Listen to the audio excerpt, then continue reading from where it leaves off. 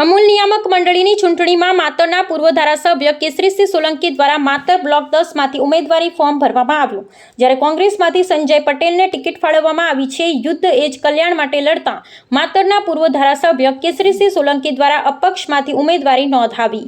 માતર block 10માં હજી સુધી ભાજપના ઉમેદવારનું નામ જાહેર કરવામાં આવ્યું નથી, ત્યારે માતરના પૂર્વ ધારાસભ્ય દ્વારા બ્લોક 10માંથી ફોર્મ ભરાતા ત્રિપાંખીયો જંગ જોવા મળશે. આજરોજ આણંદ નિયામક મંડળ એટલે કે અમૂલ ડેરીનું ચૂંટણી ચાલી રહી છે. એની અંદર માતર 10 વિભાગમાંથી આજે મેં ઉમેદવારી પત્ર ભર્યું છે અને મને વિશ્વાસ છે કે ત્રણેય જિલ્લાના પશુપાલકોએ 27/9/2024થી એમની અને અમારા સૌ ચેરમેનશ્રીઓની માગણીઓ હતી.